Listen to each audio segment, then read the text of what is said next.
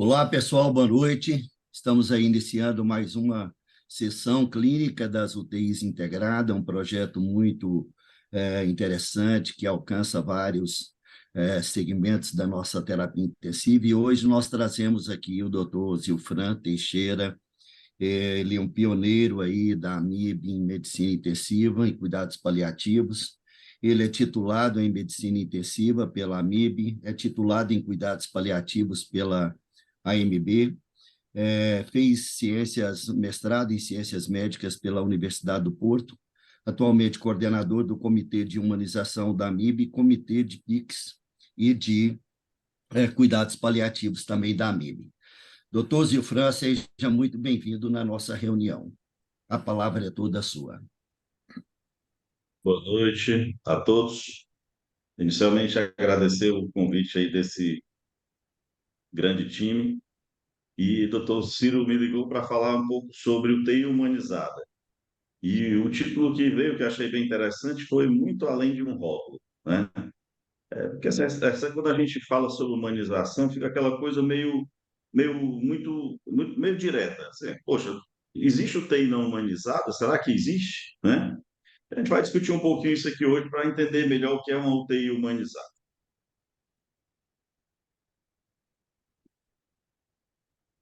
Vamos passar aqui. Pronto. Então vamos lá. É, esse modelo aqui que eu estou mostrando para vocês foi proposto pelo Gabi Eiras e pelo Manuel Velasco, que são espanhóis, né? E que começaram a trabalhar num projeto chamado HUS, que é Humanização e Unidades de Cuidados Intensivos, né? E eles sugerem essas determinantes importantes para a humanização dentro de uma UTI. Então, para uma UTI ser uma UTI humanizada, é ideal que ela tenha portas abertas, que você tenha comunicação adequada, que zele pelo bem-estar do paciente, presença e participação dos familiares, você tenha o cuidado do profissional de saúde, saiba manusear PICs, uma infraestrutura humanizada e saiba trabalhar bem em cuidados de fim de vida. Será que é fácil fazer tudo isso? Com certeza não. E a primeira pergunta que eu faço aqui para vocês é: a UTI que vocês trabalham tem portas abertas? Sim ou não? Tem visita estendida? Tem horário definido para a visita ou a visita é aberta 24 horas? É claro que a gente zela para uma UTI com visita aberta, não tão aberta quanto essa figura que eu estou mostrando aí para vocês, mas que a família tem a oportunidade de estar presente do seu ente querido dentro da UTI. Esse trabalho eu achei bem interessante, porque ele fala aqui um pouco da história dessa questão de visita restrita nas UTIs, e ele fala aqui que em 1800 a visita nos hospitais era restrita para pacientes não pagantes, nas enfermarias, na tentativa de se estabelecer uma ordem. E na década de 60, para proteger o paciente e a família do cansaço causado pelos visitantes, os hospitais definiram o horário de visitas, tanto para pagantes como para não pagantes. Então, desde esse tempo, será que alguma coisa mudou? Esse trabalho aqui, que foi publicado na RBTI, com Luciano Azevedo, Renata Fumes, eles fizeram uma avaliação das políticas de visitação em unidade de terapia intensiva. E aí vejam que interessante. Na maioria das visitas, você tinha no máximo 2 acompanhantes permitidos, e o tempo de visitação era em torno de 31 minutos a 60 minutos na maioria das UTIs. Essa aqui ainda foi um pouco mais restrita. Um visitante por paciente, das 11h30 às 12 e das 20 às 20h30. Então, você imagina você ter um ente querido numa situação crítica, onde você quer saber informação, você quer ver a pessoa, você quer saber como está, e você ter acesso ao UTI apenas durante 1 hora nas 24 horas do dia. Então, realmente, isso é uma coisa impensada, e a gente tem que trabalhar em cima disso. E aí esse trabalho fala sobre algumas atitudes, um trabalho publicado aqui no Intensive Care, sobre essa política de visitação.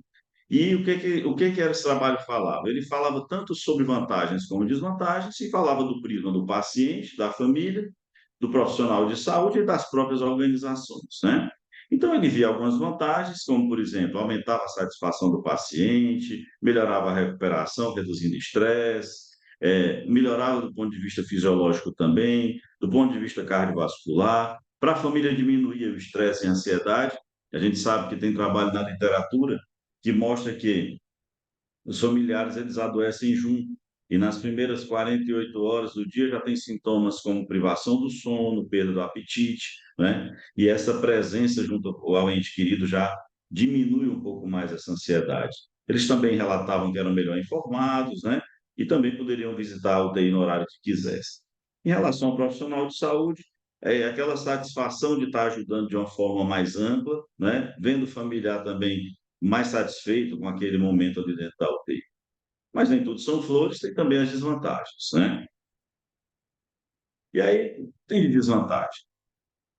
Relato de mais estresse para o paciente e para a família, de mais cansaço para o paciente e para a família, alteração das condições fisiológicas e risco de propagação de infecção cruzada, exaustão emocional para os profissionais, interferência no cuidado e invasão da privacidade de outros pacientes.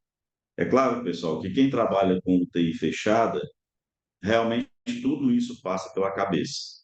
E o nosso objetivo é desmistificar um pouco essas situações.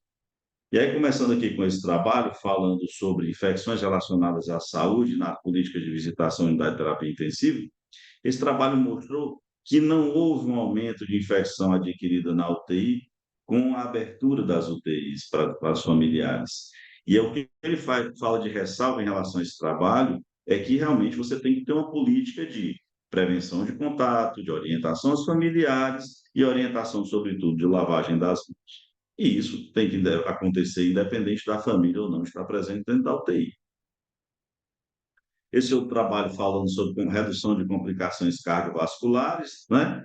E ele fala que, apesar da maior contaminação microbiana ambiental, a liberação dos horários de visita na UTI não aumenta as complicações sépticas, e ao passo que pode reduzir as complicações cardiovasculares, possivelmente pela redução da ansiedade e do perfil hormonal mais favorável.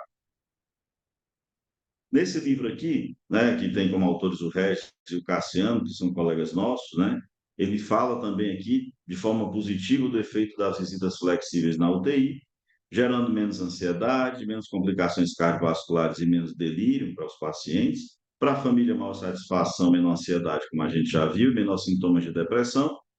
E aqui, em relação à equipe, ele fala de uma certa percepção de desorganização do cuidado e questiona burnout. Delírio é uma coisa que é muito prevalente nas nossas UTIs, e o delírio ele gera muita morbidade, muita mortalidade. É uma entidade que a gente deve tratar com muita ênfase dentro das UTIs. E esse trabalho aqui, publicado no Critical Care, avaliou o efeito de um modelo de visitação estendida, em comparação com o modelo de visitação restrita, na ocorrência de delírio. O que ele viu? No UTI clínico médico-cirúrgico aqui, o modelo de visitação estendida foi associada à ocorrência reduzida de delírio e ao menor tempo de delírio e coma de permanência na UTI. O que isso significa? Menor delírio implica em quê? Menor quantidade de complicação, menor necessidade de sedação, menos risco de infecção, menos tempo de permanência na UTI e, consequentemente, uma redução de custo. Então, muitas são as vantagens da presença do familiar na beira do leito. Aquela questão da intervenção não farmacológica do delírio. Aqui uma revisão sistemática e meta-análise também falando sobre visita flexível, né? E aqui ele mostrou que essa visita flexível reduzia a frequência de delírio e também de ansiedade, sintomas de ansiedade como nos pacientes, né?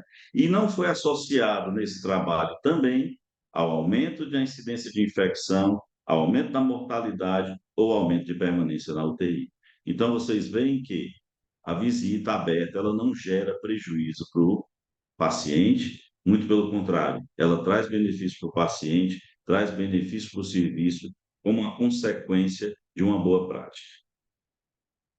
Aqui falando sobre permanência na UTI também, uma outra revisão sistemática, né, onde ele fala que a intervenção de apoio familiar protocolizada para melhorar a comunicação e uma tomada de decisão compartilhada reduziu o tempo de permanência na UTI sem afetar a mortalidade, mesmo após o ajuste para a gravidade de doença. Então, redução de delírio, redução do tempo de permanência na UTI, melhora das questões fisiológicas do paciente, redução do número de infecção no paciente por conta do menor tempo de permanência na UTI, consequentemente, uma redução indireta de custos e não gerando nenhuma daquelas complicações que a gente falou anteriormente.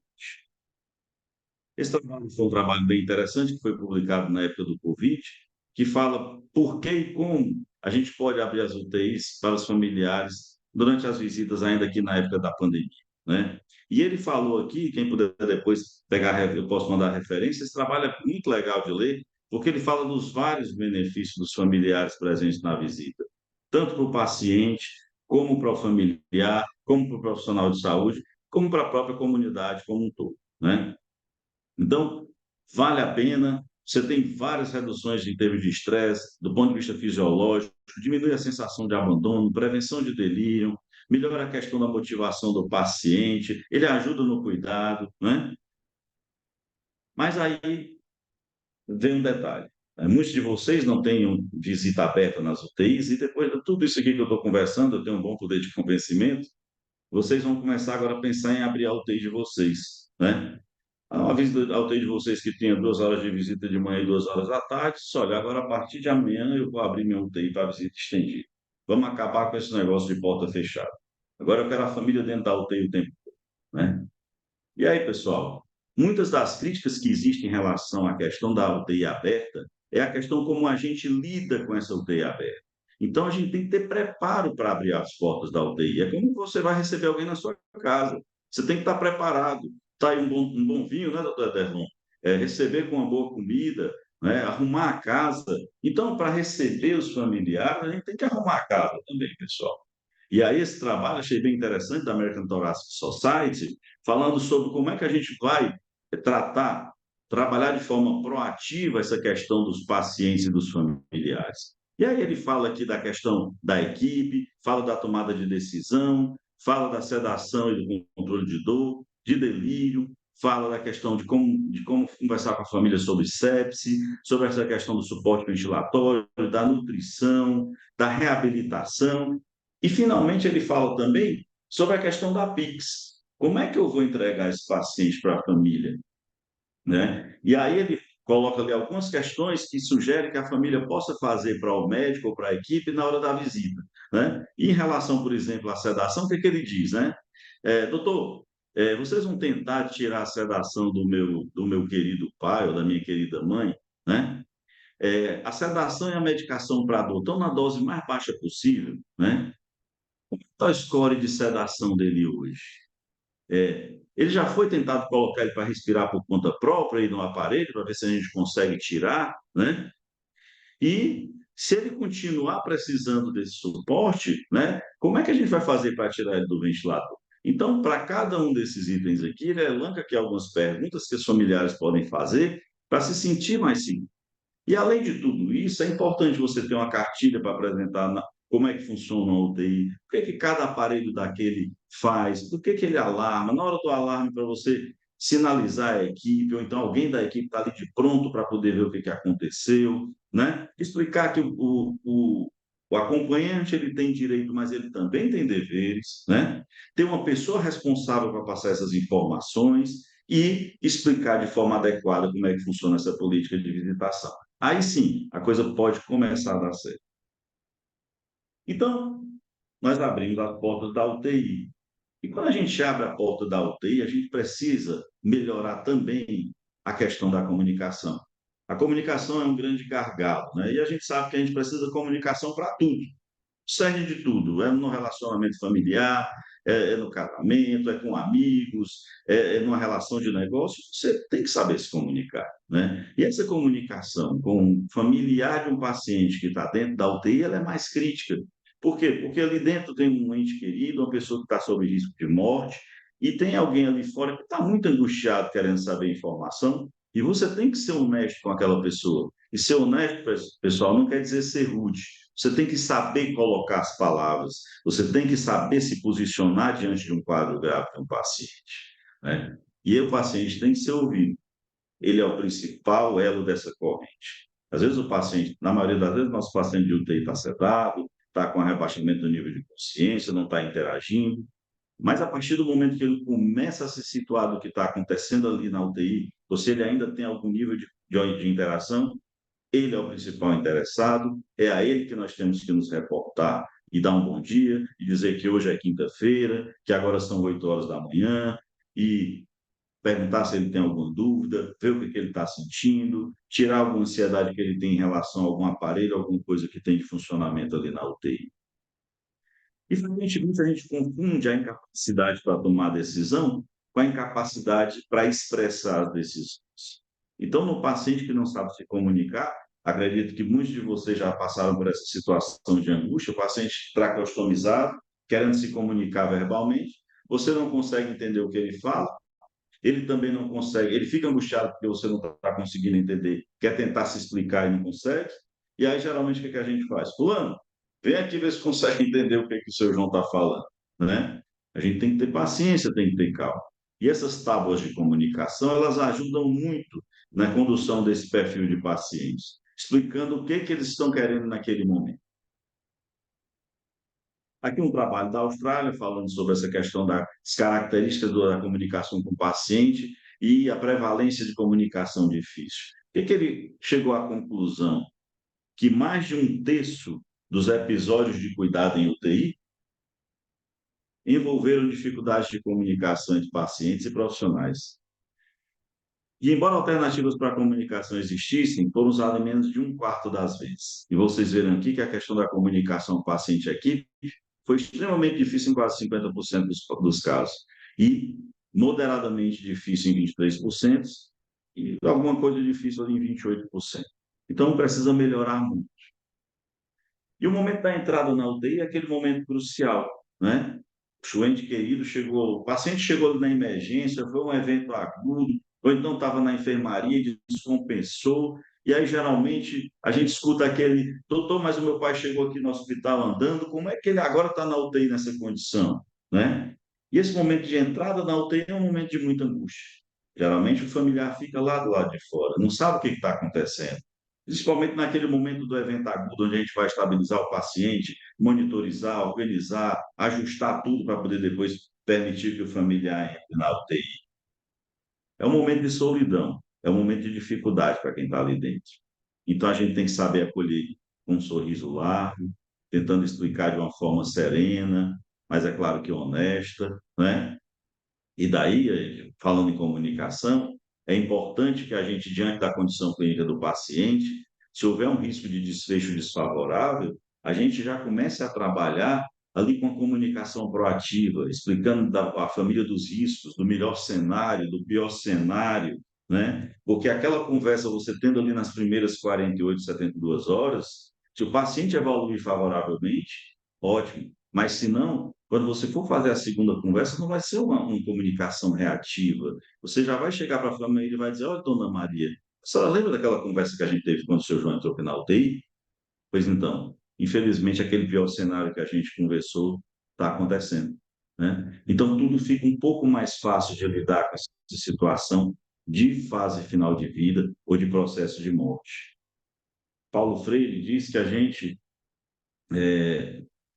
não pode se afastar da comunicação. Você impedir a comunicação é reduzir as pessoas a coisas, né? Aqui outra falando sobre essa questão da comunicação, onde metade dos familiares de pacientes na unidade de terapia intensiva experimentaram experiência de comunicação inadequada, né? E aí a gente tem, então, que entender que a gente tem que ajustar a nossa comunicação para cada tipo de familiar de forma individualizada. Existem famílias difíceis? Existem. Eu considero que um percentual muito pequeno. Na realidade, existem ali pessoas sofridas, que estão com o ente querido à beira da morte, e que elas querem, de alguma forma, externar a angústia delas. E às vezes não é só angústia, é raiva com o que aconteceu na emergência, na enfermaria, e somos nós que recebemos essa carga toda. A gente tem que conseguir trabalhar com isso, entender aquele sofrimento. Eu costumo dizer para os residentes, quando a gente passa ali na sala da UTI, às vezes os familiares olham assim para você com aquela cara como se fosse de bombardear, Aí você diz, olha, não é com você, ela está sofrendo. Então, a gente tem que acolher, e acolher da melhor forma. E é cada pessoa de uma maneira diferente, de acordo com a condição do paciente, e também com a resposta que a gente tem daquele diálogo ali diante do ente querido. As coisas não mudaram muito, pessoal. Esse trabalho aqui é de 1979, elencando aqui as necessidades mais importantes dos familiares. Vejam aí, se isso ainda acontece ainda hoje. Sentir que há esperança, fé e esperança a gente nunca tira de ninguém, ter suas respostas respondidas, suas perguntas respondidas, dados específicos sobre a evolução, explicação em termos compreensíveis, evitar o tecnicismo, né? Às vezes eu estou ali na UTI, fico observando o interno o residente passando a visita, e diz, olha, a nora dele hoje, ele está melhor, a nora hoje dele que ontem estava 30, hoje está 10, os leucócitos de 25 mil baixaram para 12, né? Então, aí o que acontece com isso? A família vai se empoderando desses dados, quando é daqui a pouco, praticamente, você está passando um boletim médico para a família. Não é que a família não possa querer, às vezes, saber de um dado laboratorial ou de alguma outra questão, mas a gente tenta explicar de uma forma mais genética, generalizada. Né? Olha, ele melhorou da infecção, os exames de infecção melhoraram, a medicação que ele estava dando para a pressão começou a diminuir, né? As informações diárias, ser informado por telefone quando necessário, sentir que a equipe se importa, ver o paciente com frequência, saber os porquês. Eu sempre digo, quando faço conferência familiar, que para tudo tem resposta. Às vezes não é a resposta que a gente quer ouvir, mas sempre tem. Ter uma sala de espera, saber que o melhor cuidado está sendo oferecido, saber exatamente o que está sendo feito e visitar a qualquer momento.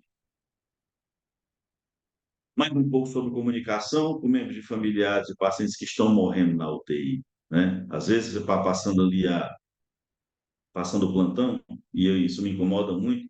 O paciente passa daquele paciente agudo praticamente meia hora conversando e esse outro paciente aqui do lado, não, isso é paliativo, pula o paciente. O paciente que está em fase final de vida, o paciente que está em cuidado paliativo na UTI, ele requer um cuidado redobrado e a família também. Os familiares de pacientes que estão morrendo, eles apresentam maiores necessidades, tanto quantitativas como qualitativas de informação. A gente tem que acolhê-los da melhor maneira possível. E é importante treinamento, porque a gente tem coisas que são recorrentes dentro da UTI que as famílias reclamam, como a necessidade de comunicação em tempo oportuno, propriedade de comunicação na beira do leito, o comportamento do profissional na hora da visita, né? Eu, às vezes, brigo não, chamo a atenção do plantonista, porque na minha UTI a visita é estendida 24 horas, mas tem um horário de um boletim, aquele horário em que a gente passa informação de forma mais detalhada. E às vezes a família passa de manhã para ver o paciente, pergunta informação, e alguém diz, não posso falar agora não. Aí a família retruca, aí a pessoa responde. Enquanto ele está naquela discussão boba, ele poderia ter passado a informação de forma sucinta e o familiar ter saído mais tranquilo de dentro da UTI.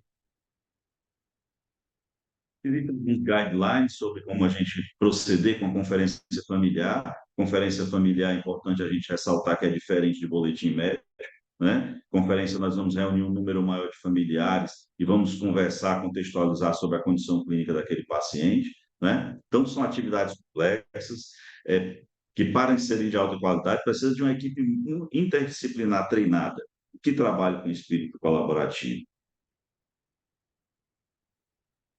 E existem conflitos, né? Entre nós mesmos da equipe. Esse trabalho do Azulejo é um trabalho antigo, mas é interessante, que é o conflito do Stari, que ele fala que mais de 70% dos profissionais de saúde relatam conflitos frequentemente percebidos como graves e estão associados de maneira significativa ao estresse no trabalho. Carga de trabalho, comunicação inadequada e fim de vida surgiram como alvos potenciais para melhoria. Então, o médico às vezes acrescenta uma coisa na prescrição, não fala para a enfermeira viu alguma alteração de exame e não passa para o médico. Então, comunicação é o cerne de. Então, a comunicação na UTI, a gente tem que se comunicar, né? E a visita à beira do leito, ela é uma ferramenta que, apesar de antiga, ainda tem muitos hospitais que não fazem, né? E isso é imprescindível e é imperdoável você ter uma UTI onde você não faça uma visita à beira do leito com sua equipe multi, né? Esse trabalho aqui do Peter Pronovost, falando sobre essa questão dessas visitas e desses objetivos durante a visita, né? Ele fala que a comunicação clara é imperativa, se times de qualquer área de atuação queiram produzir melhorias. É estimado que 85% dos erros resultam de falha de comunicação, e a gente sabe disso. E esse trabalho foi um pré e pós-intervenção. No pré-estudo, ele viu que menos de 10% dos residentes enfermeiros sabiam o objetivo de cuidado do dia do paciente. E após a intervenção, isso foi para quase 95%.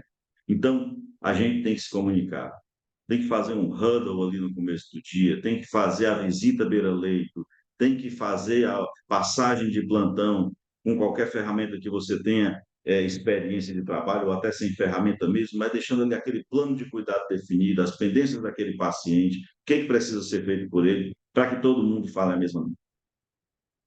A falta de comunicação aumenta custos. A gente viu lá, aqui, 85% dos erros foram recorrência à falta de comunicação. E leva a um ambiente de trabalho tóxico. A gente viu aqui também. Falta de comunicação leva a maior estresse dentro do ambiente de trabalho. Então, vamos pensar em nós. Como é que a gente está se portando diante de tudo isso? Como é que você costuma dormir no dia a dia? Você tem um horário regular de sono? Vou fazer aqui umas perguntas difíceis. Você se alimenta de forma adequada? Como é que está a sua saúde? Como é que estão os seus hábitos alimentares?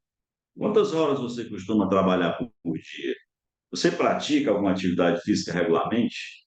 Você está satisfeito com a sua forma de lidar com o estresse no dia a dia? Vão pensando em tudo isso. A gente tem que pensar na nossa melhora, em melhorar a nossa qualidade de vida.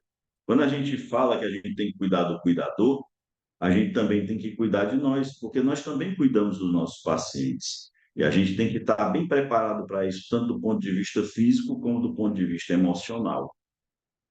E aí, aqui, a gente está falando um pouco sobre essa questão do burnout, que hoje em dia já se caracterizou como doença, tem CID, né? Existem alguns gatilhos para precipitar essa questão do burnout, como, por exemplo, o ambiente de trabalho, as características do cargo que você assume, o seu desempenho dentro desse papel, as suas relações interpessoais, o desenvolvimento da carreira, os aspectos organizacionais. Tem empresas que são mais difíceis da gente trabalhar, né? Aquela questão do desgaste profissional, o cansaço emocional, a despersonalização, a baixa realização. Puxa vida, será que eu só estou tocando serviço aqui? Eu não estou conseguindo fazer nada de diferente.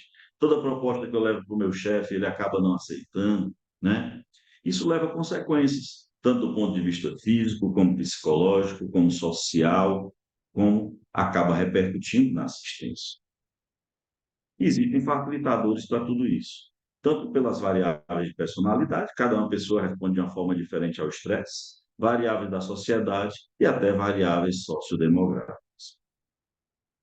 E as consequências são graves, pessoal, né? Depressão, transtorno de estresse pós-traumático, alterações cognitivas e comportamentais, uma coisa que preocupa muito hoje em dia, abuso de álcool, substâncias psicoativas e suicídio, né? Consequentemente, você acaba levando um pouco disso para o ambiente familiar, isso vai gerar desarmonia familiar, ansiedade e medo de cometer erros, perda da autoconfiança e um certo isolamento. E as consequências também no ambiente profissional, né? Nós não somos super-heróis, nós somos seres humanos que estão ali passíveis de errar, e a gente tem que ter muito cuidado, a gente tem que estar muito bem para poder cuidar bem. Isso repercute no aumento dos gastos, no turnover de equipe.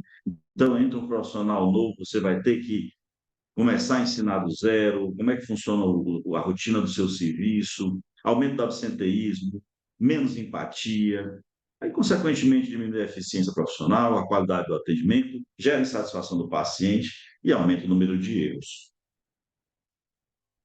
E aí a gente tem como trabalhar isso tanto do ponto de vista individual, como do ponto de vista do trabalho, como no nível organizacional. Então, melhorar o estilo de vida, ter um estilo de vida mais saudável, técnica de gestão do nosso tempo, metas e objetivos realistas, né? Às vezes a gente começa a fazer muita coisa e não consegue mais absorver aquilo tudo. Grupo de melhorias, tratamento psicoterápico, no trabalho escutativa, suporte técnico, compartilhar e fornecer informações sobre o trabalho, e a nível organizacional, melhoria do conteúdo do trabalho, um planejamento baseado no tempo, programas de recepção e verificar os níveis de burnout. Existem ferramentas para isso hoje em dia. Temos que se parar, a gente tem que ter um momento ali para o nosso mindfulness. A gente tem que usufruir da nossa cachaça. Seja o seu vinho que você gosta de tomar, a sua viagem, o seu crossfit, o seu passeio de moto, cada um escolhe a sua cachaça.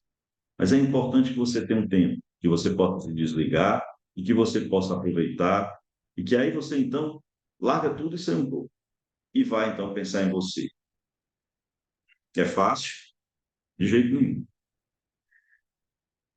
E aí, então, antigamente, eu sou um pouco mais velho que vocês, quando o paciente entrava na UTI, o que a gente pensava em relação a esse paciente? Olha, o paciente entrou com pneumonia. O que eu tenho que fazer aqui? Reverter o evento agudo, tratar a pneumonia e dar alta para a enfermaria, dar alta para um ambulatório. Lá ele vai viver a vida dele, né? Só que a gente começou a se preocupar com essa questão do extramuros. Como é que eu vou entregar esse paciente para a família, né? Além do tratamento do evento agudo, do evento fisiológico, o paciente é um todo. Eu tenho que ter uma visão mais holística desse paciente, né? Ele entrou aqui andando, ele está saindo aqui nessa cadeira de roda. Ele entrou aqui sem nenhuma lesão, ele está saindo aqui tracostomizado, com sonda nasolateral, com úlcera de pressão. O que é que eu vou fazer agora, então? Ajudar essa família a tratar de um paciente que era totalmente independente e agora requer todo esse cuidado.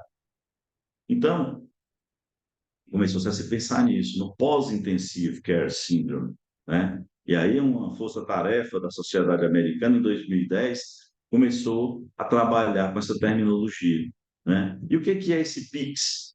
É a Síndrome do Cuidados Pós-Intensivos. É uma entidade que afeta de 30% a 50% dos doentes e, consequentemente, afeta os familiares, né? Tanto é que a gente tem o PICS e o PICS-F, que é o PICS Family, né? Gera sintomas físicos, neuropsicológicos e emocionais, afeta famílias também e leva a problemas sociais, com certeza. As famílias são parte essencial para a minimização disso. Nós falamos um pouco na UTI de portas abertas lá anteriormente. Participando do cuidado do paciente, ele tem que empoderar a família no cuidado, ajudando a manter ele orientado, assim reduzindo o estresse, né? Então, essa gestão de PIX, ela é multidisciplinar, a gente tem que ter uma equipe robusta para trabalhar essa reabilitação desses pacientes. Aqui, tanto relacionado à família como relacionado ao paciente, do ponto de vista mental, ansiedade, depressão, transtorno de estresse pós-traumático, do ponto de vista cognitivo, alteração da memória, da atenção, das funções executivas, e do ponto de vista físico, a polineuropatia do doente crítico, né, a disfunção respiratória, tudo isso levando à redução da qualidade de vida do paciente e, consequentemente, também da família. Porque, além de reduzir a qualidade de vida, você tem toda aquela questão social. O provedor da família não está conseguindo trabalhar, não consegue colocar dinheiro em casa. É um paciente que requer um custo maior. E daí, se eu não me engano, em 2016, antes da publicação do PADIS, o Dr. Jean-Louis Vincent publicou esse trabalho, que é bem interessante, um mnemônico chamado ICASH, né? Que é o Early Comfort, Using Analgesia, Minimal Sedatives and Maximum Human Care. Ou seja, é um processo que você deve implementar precocemente, com o objetivo de deixar o seu paciente confortável, cooperativo e calmo, analgesiando antes, sedando depois, se necessário, e minimamente com um alvo definido, e pensando na humanização, tanto do paciente como centrado na família. Então, comunicação apropriada e frequente, explicar sobre o plano de cuidado, né? Orientação no tempo e no espaço, redução de ruído na UTI, né? Evitar restrições desnecessárias, né? Ou seja, contenção mecânica do paciente, melhorar, prover uma noite de sono adequada, estimulação mental do paciente, terapeuta ocupacional, né? Incluindo a questão cognitiva, treinamento cognitivo e o engajamento da família. Então, tudo isso aqui a gente consegue com visita aberta, ajudando a gente com a presença do familiar. Então, mais um pouco aqui sobre o trabalho, né? Então, implementação precoce, deixar o paciente calmo e confortável, utilização de opioides se necessário, analgesia multimodal com o objetivo de poupar opioide, né? Sempre analgesia antes, sedação só se necessário e na mínima quantidade possível, né? Evitar sedação profunda desnecessária, titular sedação, mobilização precoce, controle do sono, engajamento da família, né? Mobilização é importantíssimo, pessoal. Existem uns protocolos muito interessantes sobre mobilização, desde aquele paciente que não consegue vencer a gravidade, até aquele paciente que pode sentar fora do leito e até andar dentro da UTI. Então, o nosso time de fisioterapia, de enfermagem, de médico, tem que estar pronto para poder fazer com que o nosso paciente se movimente também dentro da UTI, e não só quando for reabilitar lá fora. E aí, também da Sociedade Americana, a gente tem o ICU Liberation, né? Com o nosso A, B, C, D, E, F, que eu vou falar aqui de forma rápida para vocês, que é muito importante na prevenção do PIX do nosso paciente. Ou seja, como é que a gente vai tratar o nosso paciente antes dele sair da UTI, para que ele saia com menos de dano possível? Então, do A, acessar, prevenir e manusear a dor, ou seja, a gente tem que controlar a dor do nosso paciente. Existem escalas validadas, a escala numérica de dor para o paciente que é acordado, o BPS para o nosso paciente que não consegue se comunicar. Então, a dor tem que ser avaliada de forma sistemática dentro das UTIs, isso é qualidade de serviço. A questão do Spontaneous Wake Trial, Spontaneous Brief Trial, ou seja, colocar o nosso paciente para acordar e, consequentemente, para mudar o modo ventilatório dele para que ele comece a respirar de forma espontânea na tentativa de desmame da ventilação mecânica o mais precoce possível, erro e acerto, isso é feito diariamente.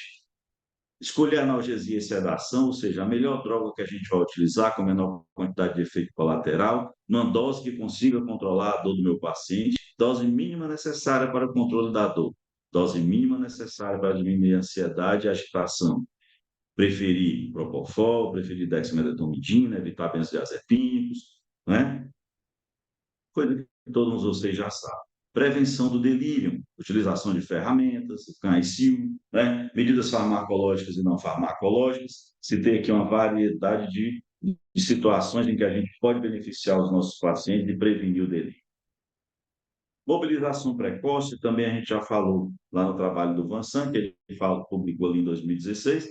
A gente tem que mobilizar o nosso paciente, tirar ele do leito, fazer exercício, ciclo ergômetro, colocar o paciente de pé e assim movimentar para que esse paciente fique menos, tenha menos danos possível, porque aquele acaba perdendo muita massa magra.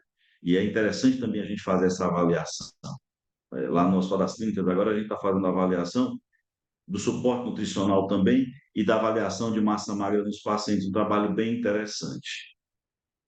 E aqui o futuro da medicina seria que o delírio não tivesse mais presente entre nós. Será que isso é o top? Né? E daí a gente vai utilizar o nosso ABCDF, né? E além do ABCDF nesse bando aqui, ele fala do G e do H. O que ele fala do G? Do empoderamento do paciente e naquela questão do cuidado personalizado e holístico. A gente tem uma visão geral do nosso paciente. Existe ali a doença e existe o doente, mas eles não estão dissociados, eles estão juntos.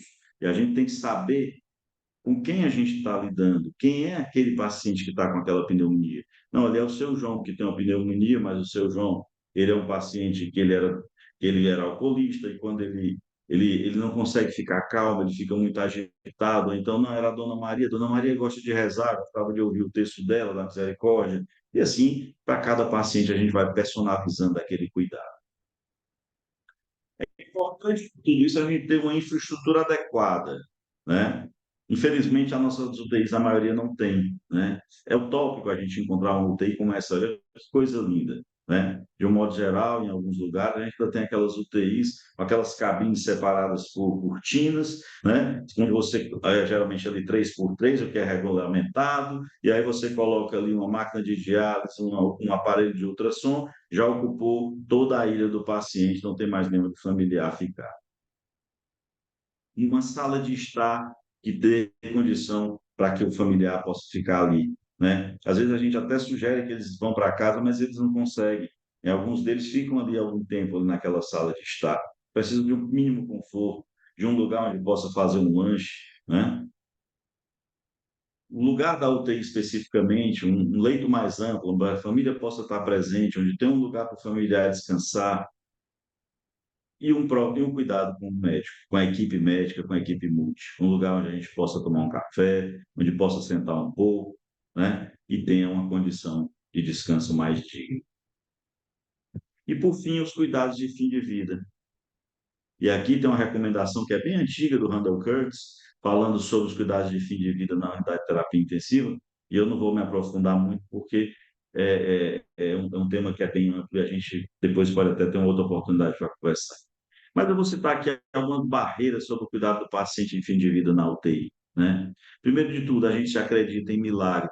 Existem expectativas irrealistas da sociedade e dos profissionais sobre o que a medicina pode oferecer. E a gente tem que falar sempre para as famílias o seguinte: fé e esperança a gente não tira de ninguém, mas infelizmente é aquela questão do pensamento do dia chuvoso.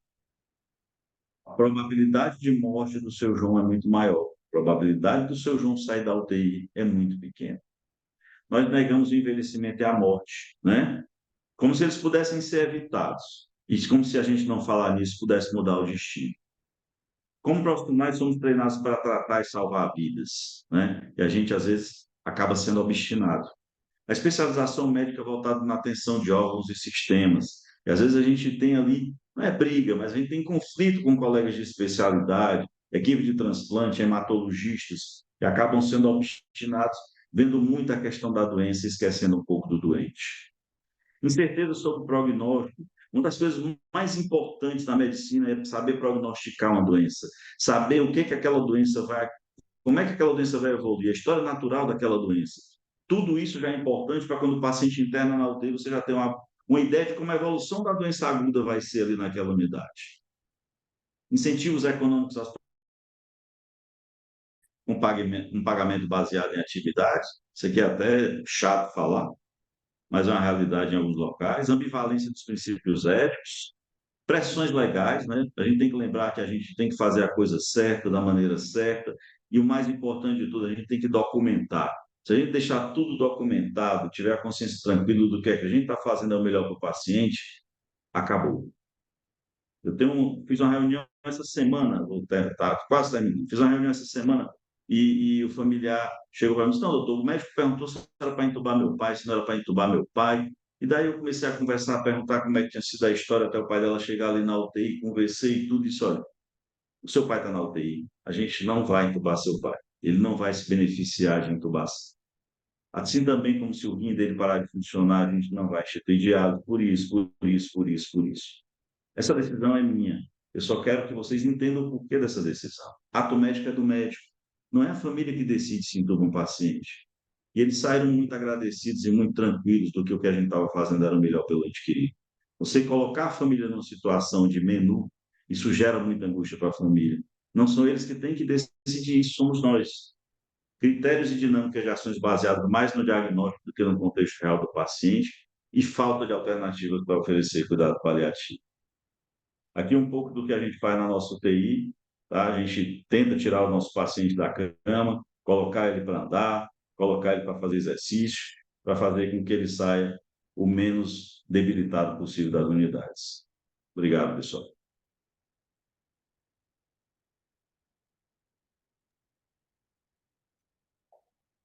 Muito bom, professor Zilfran. Parabéns aí pela apresentação. Zilfran, obrigado aí pela excelente exposição e mais grato ainda somos nós por você não só compartilhar o conhecimento, mas compartilhar a sua vivência e falar com tanta propriedade sobre algo que você não só vive, como pratica.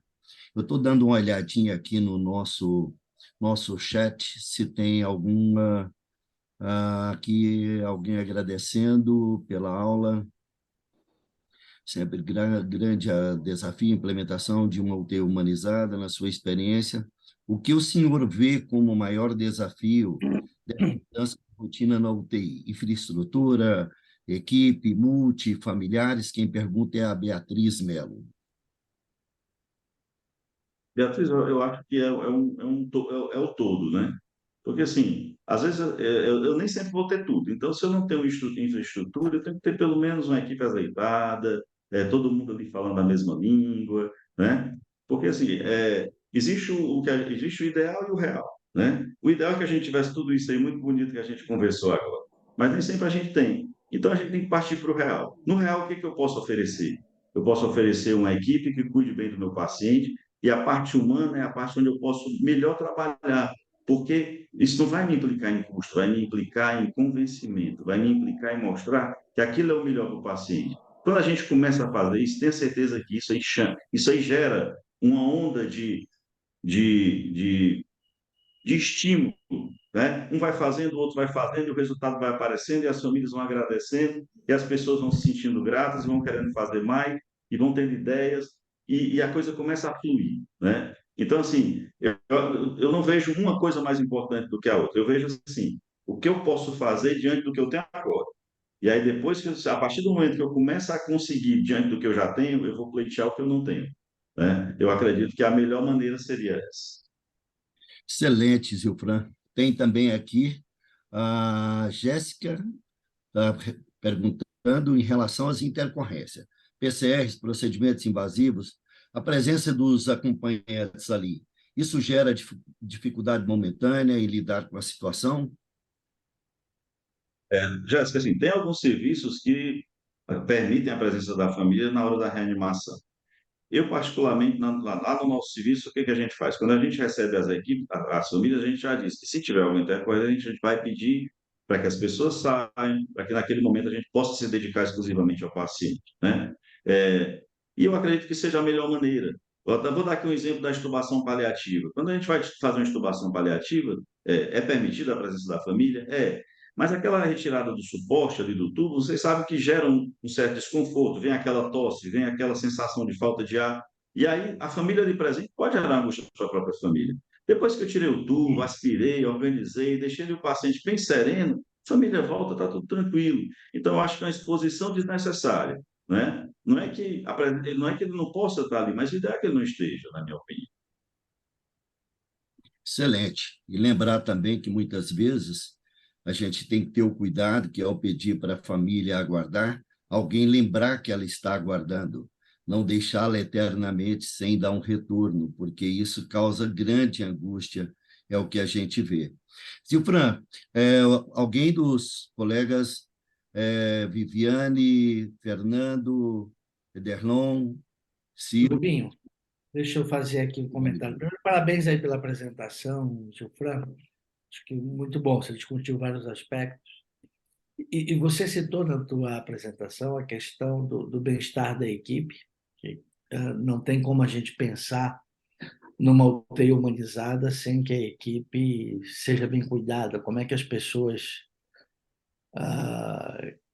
que cuidam, se elas não tiverem sendo bem cuidadas, elas não vão conseguir transmitir isso. Esse conceito ficou ainda muito mais forte pós-pandemia. Fala um pouquinho para nós das ações que você tem feito no teu dia a dia com esse objetivo de cuidar da equipe. Nisso aí eu ainda estou um pouco falho, viu, Adelon?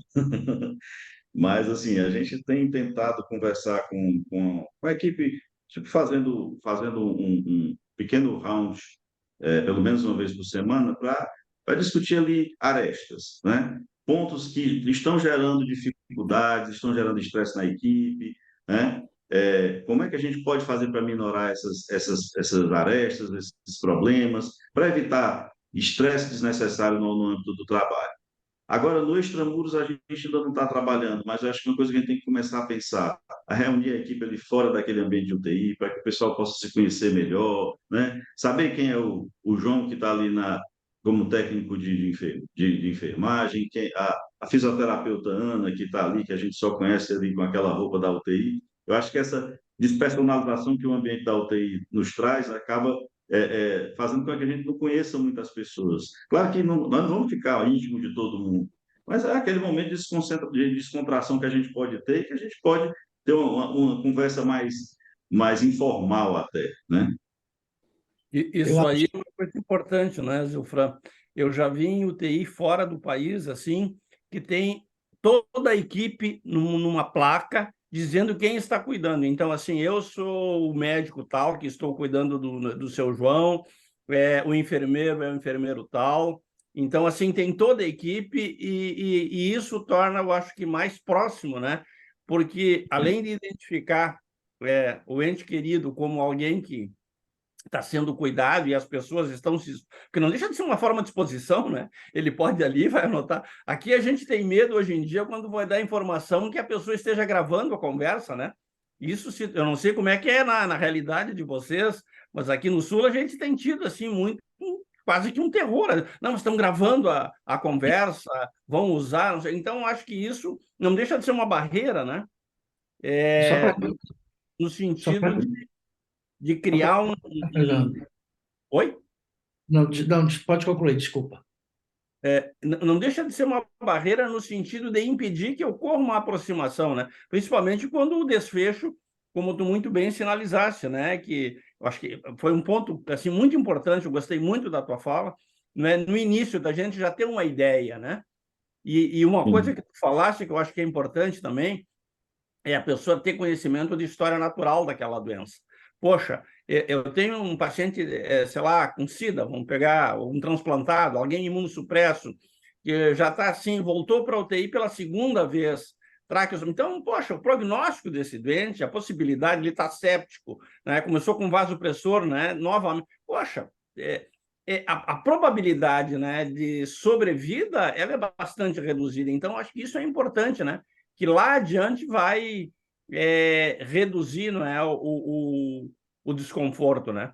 E uma coisa, só para concluir, eu vejo, às vezes, que o paciente é não reanimável, ele está internado, e isso não fica, como tu disseste, que tudo tem que ser registrado, de fato, e isso, às vezes, não está bem explícito. Vai o TRR lá, ressuscita o paciente e leva para a UTI. Como a gente lida com isso com a família? Qual a tua recomendação para tentar minimizar danos nessa hora? Antes do Gilfran comentar teus comentários, eu só queria reiterar o que ele falou anteriormente sobre a equipe. As reuniões extramuros de UTI, acho que elas são muito importantes. Essas oportunidades elas têm que ser sempre aproveitadas e não esquecer da importância da maquininha de café também. Gilfran, vai aí. Eu vou só aqui, Fernando, perguntar aqui qual o papel da enfermagem na UTI humanizada. O papel da enfermagem é crucial, junto de toda a equipe. É a questão da interdisciplinaridade. Todo mundo tem um papel importante na UTI humanizada. É aquela questão de que, às vezes, o familiar chega ali na beira do leito e chega para o técnico e diz assim: como é que está meu pai? Você pergunta ao doutor, que ele é quem vai dar a informação. Todo mundo tem que estar empoderado ali daquela informação diante da sua área, né? Então, a enfermagem vai dar a informação dela, a física vai dar a informação dela, o técnico. Não é só o médico que é o detentor dessas informações. Mas voltando em relação a essa questão da reanimação, né, Fernando, lá no serviço eu faço consultoria de cuidado paliativo e naqueles pacientes que não são elegíveis para reanimação e que a gente conversa com a família e está bem definido, a gente deixa registrado no prontuário mesmo, né? E o time de resposta, ele sabe que aquele paciente não vai ser reanimado. O grande problema que acontece é a questão do controle de sintomas nos pacientes que estão em enfermaria, por exemplo. Porque a questão do paciente parar e não ser reanimado, a família entende.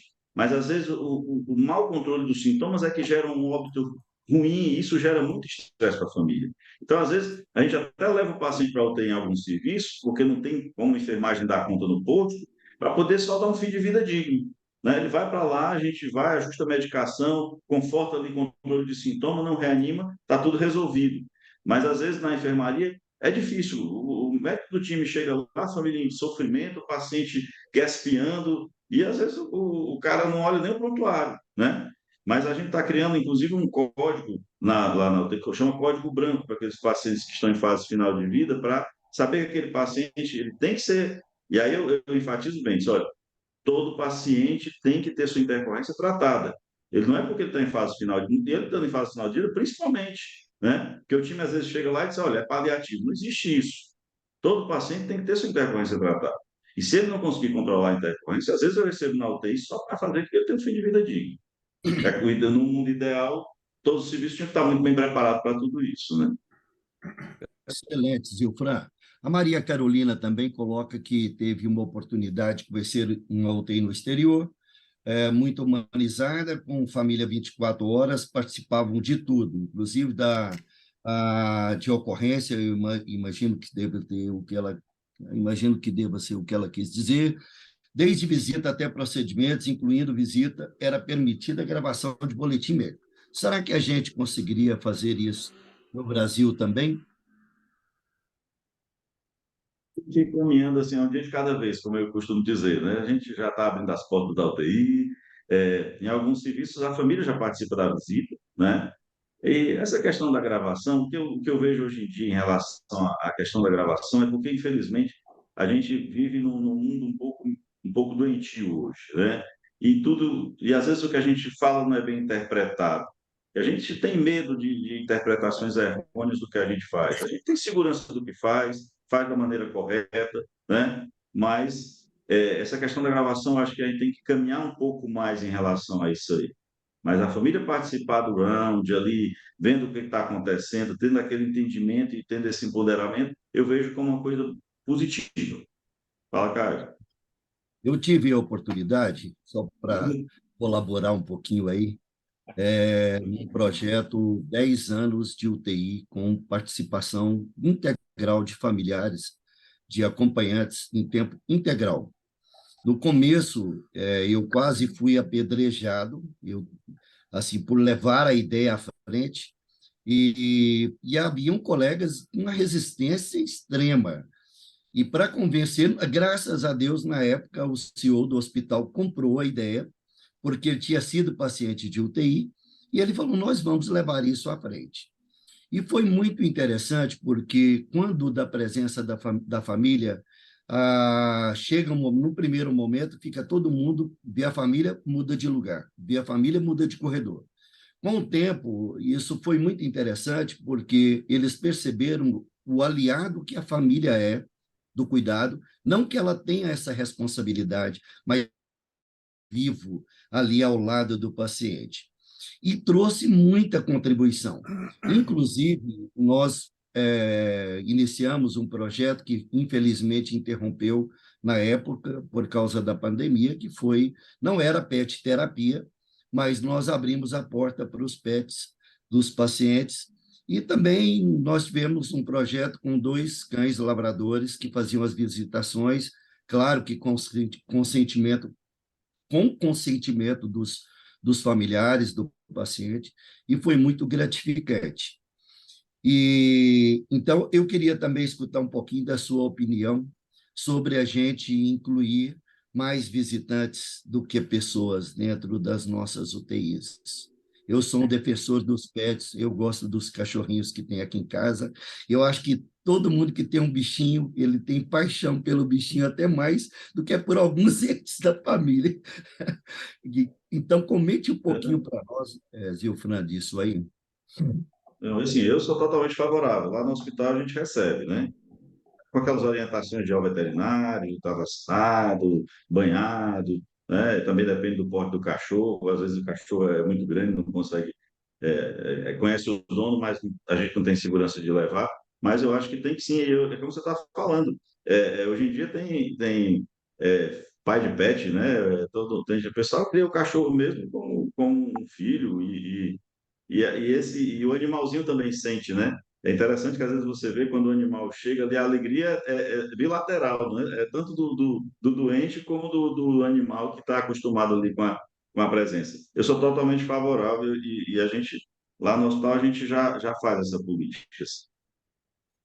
Luciano Excelente. Sanches está querendo falar alguma coisa. Cadê o Luciano? Levantou a mão. Estou Vamos lá, aqui, Luciano. estou aqui. Eis-me aqui. Só que eu não vou tirar o sapato, que aqui de santo não tem nada não, viu? Bom, é o seguinte. É, tá bom, eu achei a aula excelente, mas eu queria fazer uma observação. Assim, nós temos que entender que empatia não é um processo exclusivo de quem tem formação de nível superior. E nós não podemos, de maneira alguma, participar da ideia, a meu ver, que nós estamos lidando todos os dias com verdadeiros lordes egressos de Eton. Não é verdade. A gente está lidando frequentemente com pessoas que não têm condição de mostrar a mesma empatia que a maioria de nós. Eu discordo dessa visão. A maior parte dos médicos consegue ter empatia. Só que existem pessoas pouco inteligentes, existem pessoas antipáticas, existem pessoas agressivas, e isso é difícil para o médico lidar no dia a dia, né? O médico, infelizmente, no Brasil, e esse é um problema nosso, claro que eu estou me incluindo, estou usando a primeira pessoa do plural, né? nós somos uma classe socialmente privilegiada e que nós temos pouca aceitação e pouca facilidade em lidar com tratamentos que frequentemente não são adequados, até do ponto de vista das boas maneiras, né? Então, essa percepção eu tenho e me faz cada vez tentar ser melhor no dia a dia, né? Mas é difícil às vezes, viu, doutor Gilfran? Assim, parabéns pela aula, eu gostei muito da aula, tá? Mas, assim, existe essa dificuldade. Não vou nem entrar no aspecto trabalhista, financeiro, de estresse físico, emocional. Isso é tão óbvio para a nossa profissão que realmente tem um truísmo, né, a gente falar disso, né? Então, eu queria só que, se o senhor pudesse, por favor, faça o comentário que quiser, discordante, mandando bala, não tem problema não, ou concordante, porque realmente assim, a gente tem essa dificuldade. O Marconi é um grande amigo, né? Mas uma vez eu falei, Marconi, acredite, o Marconi tem esse viés. Existem pessoas burras, né? Obrigado, viu? Assim, o que eu costumo fazer é tentar gerar a conversa de acordo, sempre ouvir para depois retomar. E a minha discussão vai sempre de acordo com o que vem de lá. Claro que se tem alguém que vem com um tom agressivo para você, você, claro, não vai retrucar nunca de forma agressiva. Mas essa questão da cognição existe, né, em algumas situações, pessoas que não conseguem entender. Eu estou com um paciente com neoplasia de próstata na fase final de vida, que a esposa não consegue entender que ele está morrendo. E a gente já conversou uma vez, já conversou a segunda vez, e ela, assim, vou conversar a terceira vez. A questão da agressão a gente tem que esperar, tem que deixar a pessoa falar. Eu costumo dizer que tem dias que você sai carregado daquela situação ali, porque a família chega, ela traz a experiência de 5 vezes atrás que ela chegou no hospital, da emergência do chão sujo, do ar-condicionado que quebrou, da comida que estava fria, e aí você vai ouvindo tudo aquilo ali, de certa forma tentando driblar, mas não é fácil. E é claro que se a situação fica irreparável, a gente então tem que dar um basta, pedir para interromper, né? Porque nós não podemos, de certa forma, a gente não pode retrucar. E se a família realmente não consegue entrar Isso, no entendimento, ter uma essa conversa agressividade, civilizada, não tem como a gente conversar, então. essa agressividade, Isso. Gilfran, já não pode ser considerado mais um sintoma. Ou seja, se a gente percebe essa agressividade em familiares, será que isso não indica que a gente tem que tratar deles também? Sim, a Já gente que sempre trata bem. E às vezes muito provavelmente isso é um sintoma, né? eu já fiz Que é algo reunião do familiar chegar e ficar em pé. Ele disse, olha, por favor, sente. Eu disse, não, não quero sentar, vou ficar em pé. Então, tudo bem, eu vou ficar em pé com o senhor. E aí fiquei conversando em pé com ele. E ele foi começando a acalmar, disse, agora a gente pode sentar? Eu disse, pode, agora a gente pode sentar. Né? Então, assim, é, é caixinha de surpresa, pessoal. Conversa e lidar com família é caixinha de surpresa. Todo dia a gente tem uma situação, se depara com uma situação diferente. Não tenha dúvidas, Zilfran. Tem alguém mais com a mão levantada da Estava Caio, querendo falar. Caio, O STI, próprio, o sou próprio. eu. Vamos lá, Caio. Fran, excelente aula. Eu tinha feito acho que o primeiro curso da UMI, que aliás é um curso muito interessante, muito voltado para essas práticas e não só para a prática paciente, a gente foca isso, né? O paciente, mas sim o profissional que é um cliente do hospital. A gente tem que considerar que o próprio profissional que está trabalhando não é só um profissional, ele é um cliente. Se o profissional quer ter bons profissionais naquela, se o hospital quer ter bom profissional, ela precisa cuidar desse profissional sem dúvida nenhuma. E aí entra a minha pergunta. Entendo dessa necessidade, dessa busca de significação, especialmente depois da pandemia. A gente viveu um momento em que o burnout voltou. Naquela aula que foi em 2018, 2017, já tinha um burnout bem vivido. Burnout da terapia intensiva. Ok, mas a gente conseguia. Mas depois da pandemia, em que a gente realmente se doou, não por simplesmente sermos pessoas melhores, mas porque precisava. Ou a gente se doava ou o negócio, a catástrofe ser maior. E realmente essa doação teve na hora, a retribuição, a gente foi. E isso parece que sumiu. Então a gente vê às vezes E não vejo isso dos pacientes. Os pacientes são pacientes, eles têm que lembrar disso, eles estão muito mais fragilizados que a gente. Só que a gente está fragilizado porque a gente vê em situações, por exemplo, em que você tem uma equipe de pessoas que, de certa forma, né, fisioterapeutas, enfermeiros, que foram para a área médica, que foram para a área de terapia intensiva buscando carreira, buscando crescimento. E você percebe que existe uma desmotivação completa nisso. E essa desmotivação a gente tem um monte de Você tem um violino ali, eu tô com meu violão aqui do lado, o Ciro tem a guitarra dele que já quer levar no luthier. Então a gente tem várias válvulas de escape, a gente precisa ter isso. Só que a nossa motivação de trabalhar é buscar aquele algo mais, o que realmente me faz feliz. Tem gente que fica muito feliz fazendo plantão, a parte técnica, e o plantão é importantíssimo, a gente tem que levar isso em consideração. Tem gente que fica muito feliz em fazer a parte de ensino, e eu acho que considerando valores semelhantes nessas diferentes opções que a pessoa vai ter, seja na enfermagem, seja na medicina, seja na fisioterapia, que são as que estão mais frequentes na UTI, os pesos iguais, não acreditar que existe uma progressão de carreira, porque eu quero ser isso, eu vou ter que deixar de ser o técnico. Não, o técnico é fundamental. E eu vejo muitas vezes os hospitais, até de grande porte, conversei com o gestor e falou assim, ó, a gente tenta resolver, a gente tenta melhorar, mas eles querem cortar porque não deu o valor necessário, não atingiu a meta. O que fica mais fácil para a gente conseguir atingir a receita e o que a gente quer de fato ter de ganho é cortar RH. E aí eles cortam RH com uma facilidade, você mesmo falou, treinamento e toda essa dificuldade, mas eu acho que essa ponderação que eles fazem é assim, bom, o custo meu não é tão importante. Eu vou tirar esse profissional, eu vou conseguir um outro, eu vou treinar ele e ele vai ter até uma hora menor e ele vai entrar no esquema, esse cara estava reclamando um pouco, ele vai entrar no esquema que eu tenho. Se ele durar 1 ano, 2 anos, ok, vem outro. Então eu vejo essa reciclagem, esse descarte do profissional, que começou principalmente na área da enfermagem, fez com muita frequência, passou para a fisioterapia e chegou na classe média com toda a força. E aí eu penso o seguinte, com todas essas medidas, com toda essa nova mentalidade nossa, que busca sim uma geração que quer a carreira de terapia intensiva como principal, já que são 3 anos de terapia intensiva, formação direta, o que fazer para a gente valorizar mais o cara que está desde o plantão ao gestor? Eles têm que ter um valor igual, até porque essas duas pessoas são fundamentais na cadeia da terapia intensiva. E falando de valorização também, como o novo intensivista pode gerar essa carreira dele focada naquilo que ele quer, sem medo de certa forma, ele estar sendo agressivo a outro e está na frente dele. Entendeu? Porque a gente está com conflito de gerações. Temos a minha geração, uma geração acima, uma geração abaixo, que tem outra ideia, cada uma ideia diferente. Mas todos estão lá para fazer uma terapia intensiva cada vez mais humanizada e com mais sucesso. Sim, pontos muito importantes que você tocou aí, né? Claro que os meus amigos aqui, Rubens, Ederlon, Dr. Fernando e Ciro, que são aí grandes gestores, né?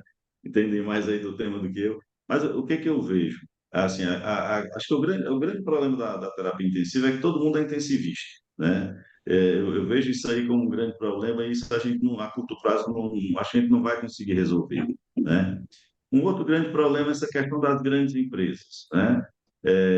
Que pensa só visa lucro mesmo. Eu tenho uma situação que eu tinha um psicólogo e um assistente social na minha UTI durante 12 horas e tiraram a minha assistente social da manhã, me tiraram o meu psicólogo e agora eu fico dependendo de funcionários de outros setores. E aí estou tendo que me virar com tudo isso aí. Aí, como você está falando, eles vão tirando e vão vendo como é que como é que a banda toca, né? A banda não vai tocar do mesmo jeito, não presta nada, né? E assim, é uma situação muito difícil, porque o mercado está ficando inchado, né? E vai ter profissional precisando trabalhar, né? E é essa política mesmo do descarte. Infelizmente, pelo menos a curto prazo, eu não estou muito animado em relação a isso. Mas assim, eu vejo a terapia intensiva como uma área ainda de muita chance no mercado, né? Quem tá entrando agora, eu vejo que tem muita opção de trabalho, até porque do meu tempo para cá, hoje em dia você tem várias vertentes aí de trabalhar com gestão, com ultrassom, cardiointensivismo, neurointensivismo, né? Não dá para estudar mais tudo. Eu estava brincando com isso aqui hoje em casa, eu não vou me angustiar mais agora. Quando eu precisar de alguém, eu chamo, gosto e tenho mais expertise de falar de algumas coisas que eu não tenho mais condição de estar estudando tudo, né? Assim, eu estou estudando humanização, estou vendo o PIX, estou vendo cuidado paliativo, daqui a pouco Como é que está em relação à hemodinâmica? Pô, eu tenho que ler hemodinâmica, eu tenho que ler isso. Quer dizer, é muita coisa, né? Então, assim, também isso gera certa angústia no profissional, né? Para que lado eu vou, né? Eu acho que você tem que, assim, se direcionar. Olha, eu quero fazer isso, eu quero fazer gestão, então eu vou ser bom nisso. Ou então eu quero fazer cuidado paliativo, eu vou aprofundar nisso, né? Eu tenho a minha visão holística, mas o que eu quero é isso aqui, né? E eu vejo mercado ainda para tudo isso. Eu acho que tem muito mercado para ensino, para gestão, tem mercado aí para muitas áreas da terapia intensiva. Agora, eu acho que, assim, aplauso à AMIB, que realmente a AMIB evoluiu muito nesses últimos anos, mas a gente tem que tentar, com esse aumento do número de intensivistas, ser uma especialidade de intensivista, né? E deixar aquela questão do todo médico, principalmente depois do Covid, naquela onda de que todo mundo que mexia no ventilador mecânico, que mexia na droga vasoativa, se considerava intensivista, e eles continuaram aí, né? E os intensivistas estão brigando com eles, né? É isso aí. Zilfran, a Muito obrigado, Fernanda mestre.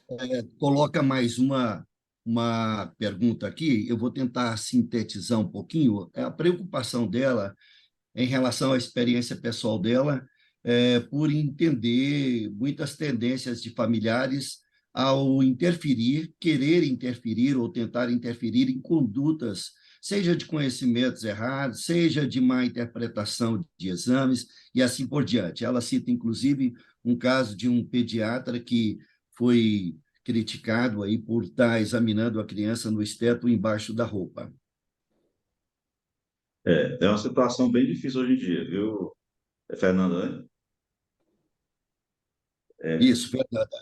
Fernanda, eu me deparo com isso quase todo dia, né? Essa questão da família se empoderar do cuidado com o paciente. Eu acho que a gente tem que ter muito tato, mas tem sempre que explicar que ato médico é do médico, né? Ela pode querer saber dos exames, a gente pode contextualizar, né? Mas às vezes ele já chega e diz, ó, doutor, ele hoje está muito melhor, a PCR dele baixou, né? Então, eu acredito que ela possa ter lido em algum lugar que PCR é um marcador de resposta inflamatória, mas eu acredito muito mais que alguém tenha chegado por ela na hora da visita e tenha dito que ele melhorou porque a PCR de 30 passou para 20, né? Então, assim, o tecnicismo ele tem atrapalhado muito nessa condução. Acho que a gente tem que passar a informação de forma clara, mas de forma ampla, né? Evitar utilizar termos técnicos e jargões. É claro que a Google está aí e as famílias vão vir com demandas, né? Doutor, por que a minha esposa não pode fazer essa quimioterapia para neoplasia, para metástase da mama dela, já que tem ali na Google, eu li que para o caso dela pode. Aí eu digo, a terapia existe, é indicada, mas no caso da sua esposa não vai poder por isso, por isso, por isso, por isso. O problema, Fernando, é que demanda tempo explicar, demanda tempo justificar.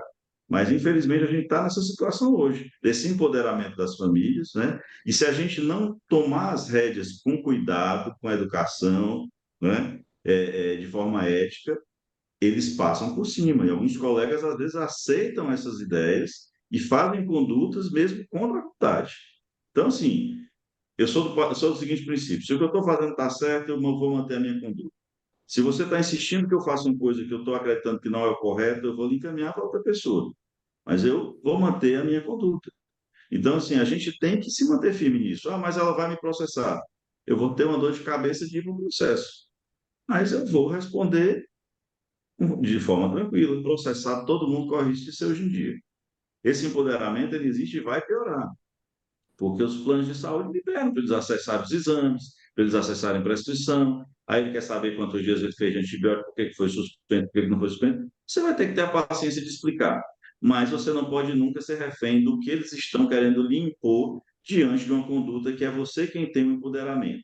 Não é que você seja melhor ou mais importante que ele.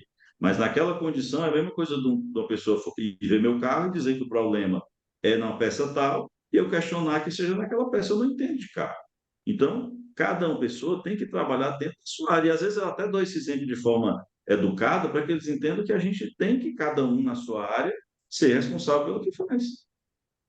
É É como se isso aí. numa turbulência grave, severa, eu fosse lá bater na porta do piloto e dizer que ele tem que fazer alguma coisa, né? É bem Mais por ou aí. menos isso, né? É Hein? quase isso, Fernando. Quase isso. E claro Mas, que nesse contexto, eu acho que uma boa forma é a comunicação de forma clara e embasada em conhecimento que dê convencimento para a família, porque a insegurança transferida para a família muitas vezes é a motivação para esse tipo de coisa. Vivi, me perdoe, você começou a falar? Imagina, imagina. Zilfran, parabéns pela aula. Queria saber o que que você acha, bom, falando do intensivista aí com a sua atuação extramuros, né? Então a gente já tem aí atuações em time de resposta rápida, mas já tem algumas iniciativas pontuais de falar de ambulatório de PICS, o intensivista aí fora realmente até do ambiente hospitalar e fazendo o ambulatório aí de PICS. Qual que é a tua opinião sobre isso? Você acha que isso é um futuro aí para mais um passo aí nessa carreira do intensivismo? Está trazendo um pouco o que o Caio também perguntou. O que que você acha disso? Eu acho que sim. Eu até fui visitar recentemente não sei se você já ouviu falar do Florence, que é um hospice que tem lá em Recife, em Salvador, até o nosso colega João é coordenado lá. É um serviço de excelência, né? Eles fazem reabilitação de PICS. O que eu vejo ainda como um empecilho para a realização é a questão do custo, né? Porque a gente tem que tentar convencer o gestor de que vale a pena fazer, né? Porque ele está acostumado a dar alta do paciente e o máximo que ele vai oferecer ali é um home care que acaba até sendo às vezes mais oneroso para ele do que se ele trabalhasse com essa reabilitação. Mas eu acredito que vai ter espaço, sim. E que se alguém começar a fazer e começar a mostrar resultado, a coisa vai tender a caminhar, né? Porque realmente é muito novo, mas lá fora existe e são estratégias exitosas. Na Europa a gente vê e na Espanha os meninos falam também, o pessoal lá do HUC, né?